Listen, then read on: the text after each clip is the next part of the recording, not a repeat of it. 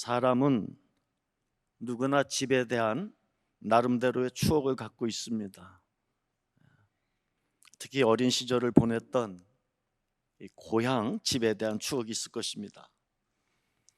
저는 선친께서 목회하셨던 영등포 제1감리교회 사택에서 태어나서 12년을 그곳에서 살았습니다.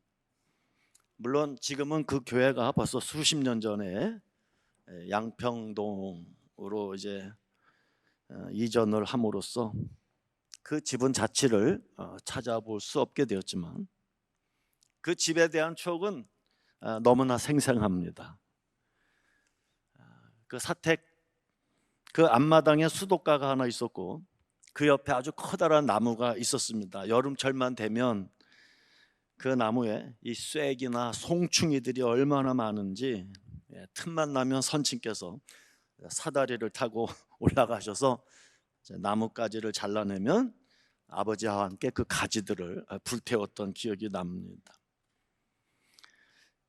그 집 안방은 널따란 다락과 연결이 되어 있었는데 잠잘 때만 되면 바닥에 이불과 요 이런 거 깔아놓고요, 다락 위에 올라가 아래로 뛰어내리면서 장난을 쳤던 기억이 납니다.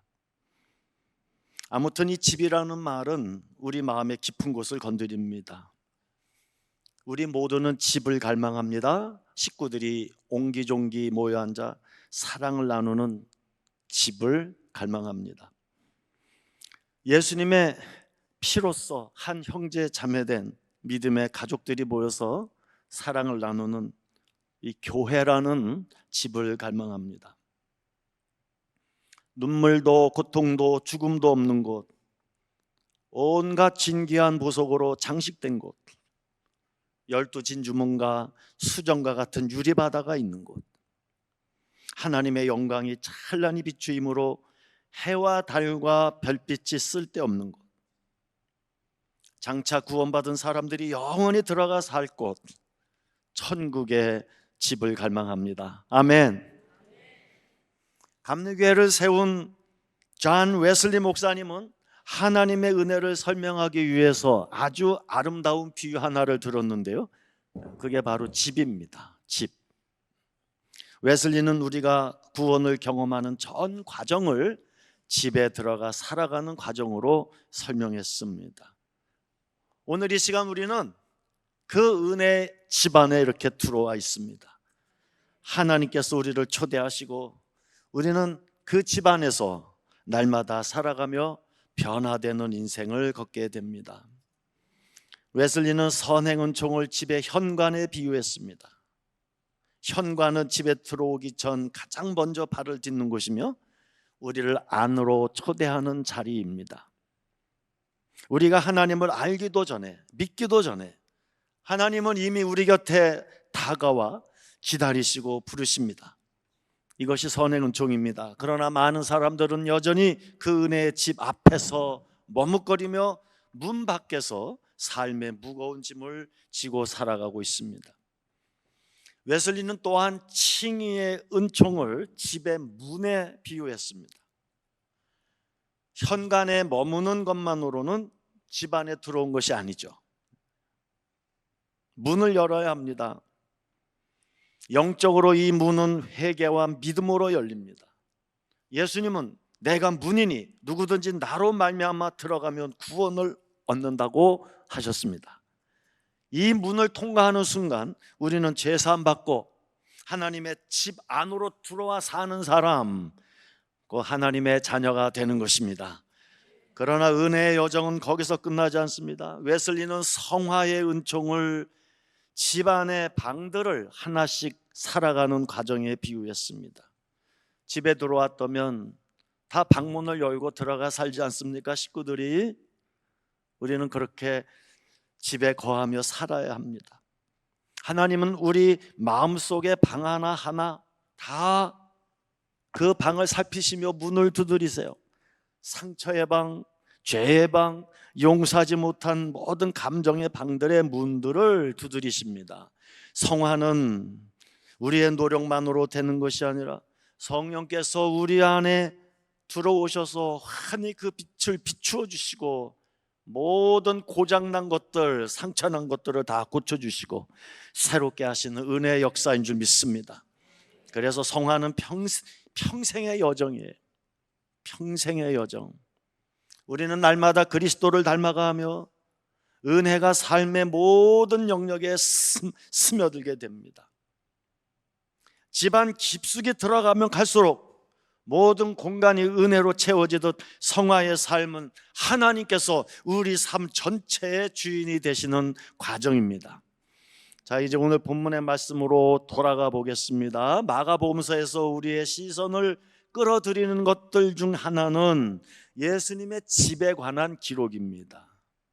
오늘 본문에서 우리는 다음과 같은 기록을 보게 됩니다. 1절 말씀 보시면 수일 후에 예수께서 다시 가버나움에 들어가시니 집에 계신 소문이 들린지라. 예수님은 탄생하자마자 베들레헴의 마을 구유에 누워 계셨고 유년 시절은 나사렛에서 보내셨습니다. 우리는 예수님이 마땅히 기거하실 집이 없었다고 생각할 수 있습니다. 그것은 예수님이 친히 하신 말씀, 여우도 굴이 있고 공중의 새들도 깃들 곳이 있으나 인자는 머리 둘 곳도 없느니라, 이 말씀 때문입니다. 하지만 이 말씀은 공생의 기간 중에 집을 떠나셔서 사람들 틈바구니에서 하나님 나라 일을 하실 때 한 말씀으로서 예수님의 거주 장소, 곧 집의 부재를 가리키기보다는 하나님 나라를 위한 예수님의 자기 희생적인 섬김의 수고를 가리키는 말씀입니다. 예수님의 육신의 부모인 요셉과 마리아 그리고 친형제들이 어느 한 집에 거주하고 있는 한 그 집은 곧 예수님의 집이라고 할 수 있습니다. 마가복음 3장 20절에도 보면 예수님은 집에 들어가셨고 그곳에 많은 사람들이 모여들고 있었다는 기록이 나옵니다. 만일 예수님의 집이 있었다면 여러분들은 그 집이 어떠했을 것이라고 생각하십니까? 본문에서 우리는 그 집의 형편이 어떠했는지 추정할 수 있습니다. 우선 그 집에 누가 있었는지 알 수 있습니다. 그 집에는 많은 사람들이 있었습니다. 여러 부류의 사람들, 여러 계층의 사람들이 있었습니다. 얼마나 많은 사람들이 모여 있었는지 들어가 앉을 자리가 없어요. 그래서 문 밖에까지 사람들이 이렇게 서 있었습니다. 그곳에는 평민들과 학벌 좋은 사람들, 부한 사람들과 가난한 사람들이 함께 있었습니다. 거기 있던 사람들 모두 다 사고방식이 달랐을 것이고 예수님을 만나러 온 목적도 다 달랐을 것입니다. 그곳에서는 예수님께 대해 호의를 갖고 있는 사람들만 아니라 적개심이나 반감 또는 의심, 그런 것들을 갖고 있는 사람들도 있었을 것입니다. 노골적으로 짜증을 내고 싸우는 사람들도 있었을 것입니다. 중요한 것은 그들 모두가 다 이렇게 예수님 집 안에 한 자리에 들어와 앉아 있었다는 것입니다. 그러므로 예수님의 집은요, 모든 부류의 사람들을 환대하는 장소였습니다. 모든 사람들이 다 환영을 받았어요. 그 중에 어느 누구도 외면을 당하지 않았습니다. 차별을 받지 않았습니다. 여러분, 내리교회는 예수님의 집입니다. 반드시 환대하는 교회가 되어야 할 것입니다.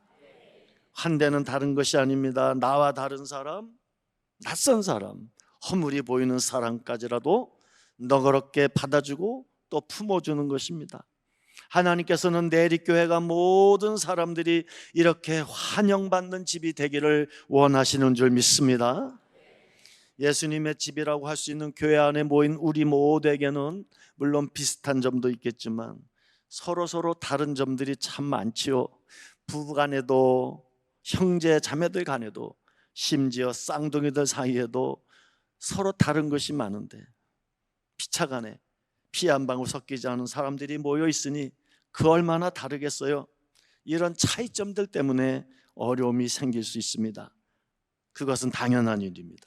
하지만 중요한 것은 우리는 서로 이렇게 다르기 때문에 나와 다른 사람을 차별하거나 냉대하는 것이 아니라 서로를 통해서 사랑하는 방법을 배우고 익혀야 한다는 사실입니다. 예수님의 집인 우리 교회 안에 서로 내 마음에 맞지 않는 성도가 있다 하더라도 우리는 이곳에서 함께 살아야 합니다. 그러면서 우리는 서로를 통해 자신의 신앙 성품을 좋은 방향으로 개발시켜 나가는 방법을 배워야 합니다. 이제 우리는 그때 예수님의 집에서 무슨 일이 일어났는지 살펴보겠습니다. 마가복음서 기자는 네 사람이 예수님의 계신 곳에 지붕을 뜯어 구멍을 내었음을 기록하고 있습니다. 너무나 사람들이 많이 모여있기 때문에 들어갈 자리가 없으니까요, 결국은 지붕을 뜯어낸 건데, 그들은 의도적으로 중풍병에 걸린 자기들의 친구를 예수님께 인도하기 위해서 그렇게 지붕을 뜯어 구멍을 내었던 것입니다. 그 네 사람은 자신들의 목적, 즉 친구의 치유를 위해 여념이 없었습니다. 오로지 병에 걸린 친구를 고침받게 할 목적으로 전후 사정 살필 여지가 없이 지붕을 뜯어낸 것입니다. 이 네 명의 친구에 의해서 중풍병자가 예수님 앞으로 달아내려졌을 때 예수님은 그를 보시고 작은 자야, 내 죄사함을 받았느니라 말씀하셨습니다. 여러분, 예수님의 집에서 제일 먼저 죄사함, 그 용서의 사역이 이루어졌다는 사실에 주목하십시오. 예수님의 이 용서의 선언을 듣자마자 그 사람은 즉시 일어나 상을 가지고 걸어 나갔습니다. 내리교회, 예수님의 집은 치유의 장소입니다. 몸과 마음과 영혼과 모든 인간관계의 질병들이 치유받는 역사가 일어나는 곳인 줄 믿습니다. 이러한 전인적인 치유는 용서로부터 시작됩니다.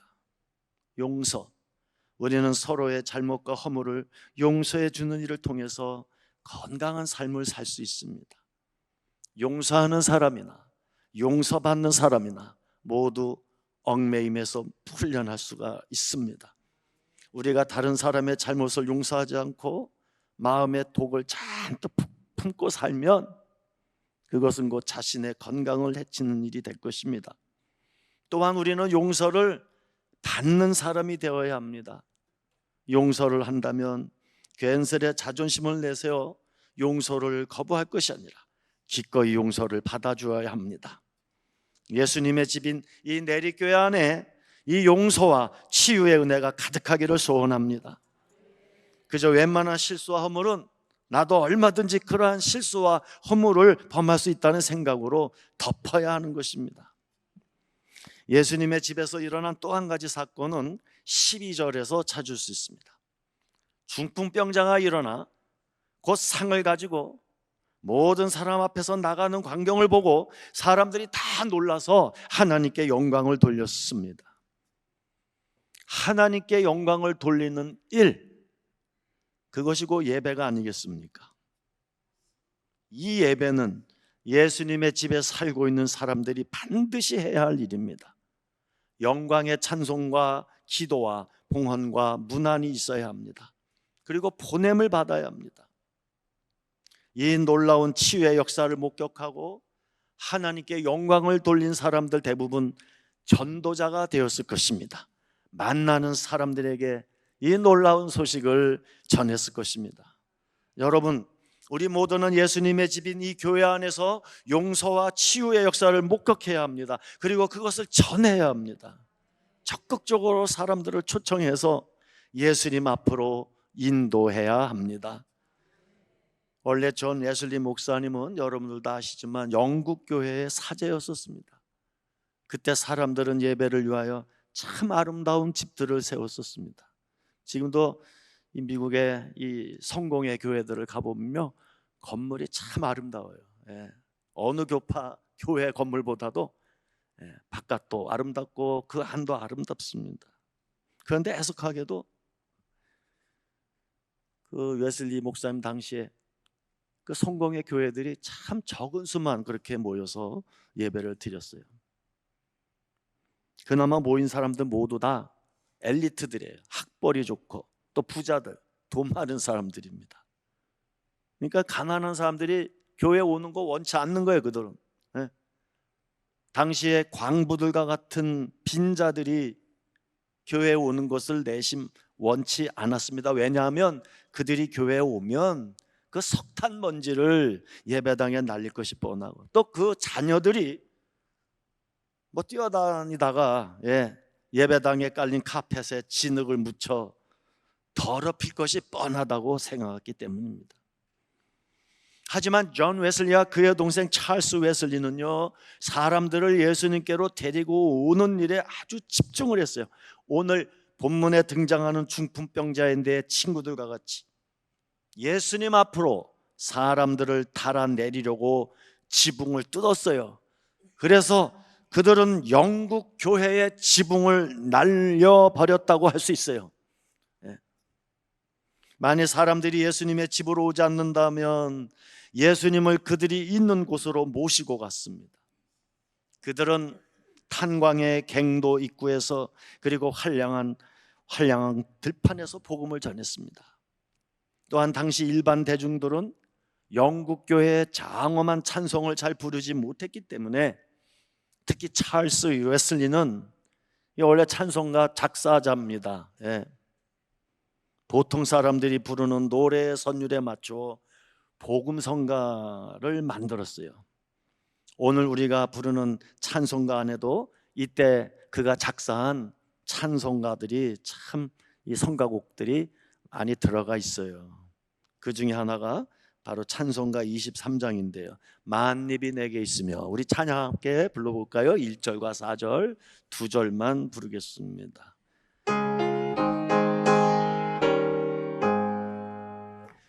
만입이 내게 있으면 그 입 닫아지고, 내 구주 주신 은총을 늘 찬송하겠네. 4절입니다. 내 죄의 권세 깨뜨려 그 결박 푸시고, 이 추한 마음을 비로소 고정케 하셨네. 아멘. 아멘. 할렐루야. 웨슬리 형제는 또 학교를 세웠습니다. 감옥을 방문했습니다. 그의 수많은 사역들을 실행했습니다. 우리는 이것을 그리스도인의 소셜 위트네스, 사회적 증언이라고 부릅니다. 이처럼 웨슬리 형제의 유산을 물려받은 우리 감리교도들은 복음적 증언과 사회적 증언을 통하여 예수 그리스도를 증거합니다. 우리는 오늘도 예수님의 집에 이렇게 모였습니다. 내리교회는 분명히 예수님이 거하시는 집인 줄 믿습니다. 여러분들 지난해 담임 목사님의 탁월한 지도력 아래 다 함께 정성껏 알차게라는 표어를 내걸고, 여러분 모두 힘을 합해서 내리교회 140년 역사에 또 하나의 기념비적인 일을 해내셨습니다. 진심으로 축하드립니다. 더구나 경제적으로 어렵고 힘든 상황에서 최선을 다해 물질을 들이시고 뜨거운 기도와 봉사로 정말 수고 많이 하셨어요. 그런데 누구보다 이 일을 가능케 하신 분은 바로 하나님이신 줄 믿습니다. 학개 1장 8절과 2장 4절을 보면, 너희는 산에 올라가서 나무를 가져다가 성전을 건축하라. 내가 그것으로 말미암아 기뻐하고 그 영광을 얻으리라. 스룹바벨아, 너는 힘을 내라. 대제사장 여호사닥의 아들 여호수아여, 너는 힘을 내라. 이 땅 모든 백성아, 너희도 힘을 내라. 나 여호와가 말하노라. 그들이 두려워하지 아니하리니 이는 내가 너희와 함께함이니라. 아멘. 오늘 이 설교를 통해 여러분들과 함께 나누고 싶은 진리는 아주 단순합니다. 교회의 주인은 사람이 아니라 예수 그리스도시라는 사실입니다. 내리교회는 곧 예수님의 집입니다. 어디까지나 교회는 예수님이 머무시는 집입니다. 아울러 교회는 예수 그리스도의 몸이라고 그랬습니다. 또한 교회의 머리는 예수 그리스도이십니다. 그러므로 사랑이 없으면 우리는 아무것도 아닌 것처럼, 사도 바울의 말씀이죠. 예수님이 빠진 교회는 아무것도 아닌 거예요. 단지 아무 쓸모없는 빈 껍데기에 불과한 것입니다. 학계 선지자가 활동하던 시대에도 하나님의 집은 오랫동안 방치되어 있었습니다. 그들이 바벨론 포로에서 잡혀 있다가 포로로 잡혀 있다가 돌아온 귀한 초기에는 성전 재건을 시작하려는 시도도 있었습니다. 그래서 성전의 기초, 그 파운데이션은 다 건설해 놓았었습니다. 그러나 주변 민족들의 방해와 정치적인 압력과 경제적인 어려움과 재건하는 일의 장기화로 인한 좌절과 피로감 등등의 원인으로 성전 공사는 그만 중단되고 말았습니다. 그 결과 백성들이 이런 말을 합니다. 학개 1장 2절 보면 여호와의 전을 건축할 시기가 아직 이르지 아니하나이다. 즉 하나님의 집은 나중에 하고 자기 집은 지금 당장이라는 그 우선순위가 굳어졌던 것입니다. 결국 성전의 재건은 하루 이틀이 아니라 거의 16년 동안이나 이런 나중에라는 이유로 멈춰서 있었습니다. 이런 상황에서 학개는 이것을 단순히 건축의 문제로 보지 않았습니다. 믿음의 우선순위, 그 문제로 보았습니다. 자기 집은 정성껏 가꾸면서 하나님의 집을 황폐하게 두는 삶, 그것이 그들의 영적 공허와 열매 없는 수고의 원인이었습니다. 학개의 외침은 분명합니다. 지금이 바로 하나님의 집을 다시 세울 때이며 하나님을 삶의 중심에 둘 때 비로소 우리의 삶도 회복된다는 것입니다. 아멘. 그래서 하나님은 이렇게 말씀하셨습니다. 내 집을 다시 세우라. 그런데 이 말씀을 깊이 생각하면 단지 건물을 빨리 완성하라는 뜻에서 하신 말씀이라기보다는 내가 다시 이 집의 중심이 되게 하라는 하나님의 애타는 심정이 담긴 말씀이었습니다. 그리고 하나님은 아주 중요한 약속 하나를 주셨어요. 내가 너희와 함께 하노라. 아멘. 여러분, 이 약속의 말씀은 모든 것이 완벽하게 준비되었을 때 주신 말씀이 아닙니다. 형편이 넉넉해서도 아닙니다. 상황이 안정되어서도 아닙니다. 부족하고 망설여지고 걱정이 많을 때 주신 약속이었습니다. 혹시 집을 고쳐 보신 분들은 다 아실 거예요. 새로 짓는 것보다 오래된 집을 손보는 일이 훨씬 어렵습니다. 아무리 멋지게 보수를 했어도 공사가 끝난 다음에 보면 겉으로 보이지 않던 문제들이 속속 드러나요. 예상하지 못한 수고가 따릅니다. 그래서 미처 생각하지 못했던 곳에 돈이 마구잡이로 들어가요. 그렇다고 그걸 그냥 내버려 둘 수 있을까요? 아니죠. 빨리 고쳐야죠. 모르긴 해도 지금 내리교회가 당면한 문제들이 이와 같을 것입니다. 아무튼 여러분, 예수님의 집이 고쳐진 이유는 하나예요.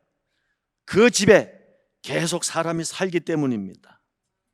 사람이 살지 않으면 고칠 필요가 뭐 있어요? 계속 사람이 살기 때문에. 내리교회는 그런 교회입니다. 사람이 떠난 집이 아닙니다. 여러분들 오늘 이렇게 자리 보니까 조금만 노력하시면 금방 다 채워질 것 같아요. 할렐루야. 무엇보다 예수님이 우리와 함께 머무르시는 집입니다. 그래서 하나님은 이 집을 이렇게 다시 만지시고 다시 세우셔서 이전보다 더 아름답고 존귀하게 만드신 줄 믿습니다. 심지어 하나님은요, 사람이 전혀 살지 않는 흉가나 폐가까지도 새롭게 예배초소로 만들어 버리세요. 이 시간 제가 한 가지 간증을 드리겠습니다. 제가 첫 목회를 1985년에 그 장호원 못 미쳐 선읍 1, 2 원할이라고 하는 그 자그마한 마을, 한 60호 정도 되는 마을에서 교회를 개척을 하고 그곳에서 6년 동안 목회를 했습니다. 근데 처음에 우리 성도님 사랑방에서 대여섯 명 식구들이 모여서 이제 예배를 드리다가 건물을 하나 마련했어요. 우리 성도님들도 물론 헌금하셨지만 우리 서울의 어느 교회 권사님이 헌금을 크게 해주셔서 대지를 구입하고 그곳에 있는 집을 개조를 해서 예배당으로 사용을 했는데 그 집이요 무당이 살다 죽은 집이에요. 이게 폐가가 된 거죠. 예. 근데 마을 중턱 딱 그 아랫마을 윗마을이 있는데 그 높은 지대예요. 그 중턱에 그 교회가 그렇게 세워져 있었습니다. 그런데 그만 1988년 그 후로 한 3년 반, 3년 몇 개월 지나서 날짜도 잊어버리지 않습니다. 1988년 10월 23일 주일 예배 후에 화재가 났어요. 그래갖고 그 예배당이 바로 또 예배당은 이제 무당이 살면서 점을 치던 곳이라 꽤 넓어요. 그리고 다른 또 방들이 2개 있었는데 거기 하나는 이제 살림 집이죠. 사택으로 그렇게 사용을 했었는데 몽땅 다 타버렸어요. 근데 참 그 와중에도 감사한 것은 제가 책이 많이 있었으니까 공부를 많이 했으니까 책들을 하나도 안 탔어요. 근데 그나마 근데 또 제 손 이 왼손 이 손잔등에 화상을 입어갖고 뭐 피부 이식 수술을 받아야 된다고 의사들이 그랬지만 아예 받지 않았어요. 왜냐하면 그 여기에 지금 제가 신경을 쓸 여지가 없었거든요. 이게 마을 사람들이 다 대부분 믿지 않는 사람들이 무당한테 졌다고 막 비웃고 그랬거든요. 근데 그 상황에서 제가 뭐 이거 수술 받고 할 겨를이 없었습니다. 그래서 하나님 그저 한 번만 만져주세요. 그저 한번 타치해 주시면 이거 괜찮아질 줄 믿습니다 하고 그냥 밀고 나갔는데 아닌 게 아니라 뭐 수술 없이 처음에는 이거 주먹도 잘 못 졌어요. 이게 타가지고 그래서 일주일 동안 링게로 맞으면서 열심히 치료받았는데 나중에는 이렇게 자연스럽게 아물고 상처가 수술 받지 않고 이거 간증하려면 1시간 걸려. 근데 지금 너무 시간이 많이 걸려서 요점만 제가 말씀을 드리는데 그리고 나서 이제 저 메탈 빌딩으로 또 여러 곳에서 헌금이 답지해서 그 메탈 빌딩으로 예배당을 새로 짓고 사택까지 새로 이렇게 마련해서 1988년 10월 23일에 하자가 났는데 만 2달 1988년 12월 24일 크리스마스 이브에 들어갔어요. 할렐루야. 그런데 그 후로 이제 빚이 좀 남아 있었어요. 그거 다 갚고 1990년 3월 5일로 기억합니다. 그날 우리 김 목사님도 오셨어요. 봉헌 예배, 봉헌 예배를 드리는데, 그날 그 예배 다 끝난 다음에 우리 교회 집사님 한 분이 그런 그 얘기를 하는 거예요. 어젯밤에 자기가 꿈을 꿨는데 그 옛날에 살던 그 무당이 이제 꿈에 나타나 갖고, 그때 화재가 난 후에 아마 꿈을 꾼 것 같아요. 화재가 난 후에. 그 얘기를 좀 진작 했으면 제가 봉헌식 때 좀 얘기할 텐데 그 꿈에 나타나서 어쨌든 그 무당이 내 집이 불이 났으니 내가 지금 어디로 가면 좋겠냐고 그러면서 저 개울가로 그 마을에 개울이 있거든요. 거기로 보따리 지고 이렇게 쓸쓸히 걸어가는 그런 꿈을 꿨대요. 사람의 실수로 화재가 난 거지만 이 불을 하나님이 내셨구나. 그냥 싸그리 우상 섬기고 무당에 살면서 전보고 하던 그 집을 싸그리 청소하셔갖고 하나님의 집으로 만들어 주셨어요. 아멘. 제가 지난 화요일날 35년 만에 그 교회를 떠난 지 35년 만에 방문을 했어요. 크게 달라진 것은 없지만 종탑을 새로 하고 예배당 청정과 바닥을 완전히 교체를 한 것을 보면서 그 과거의 그 일이 주마등처럼 그 일들이 지나갔었어요.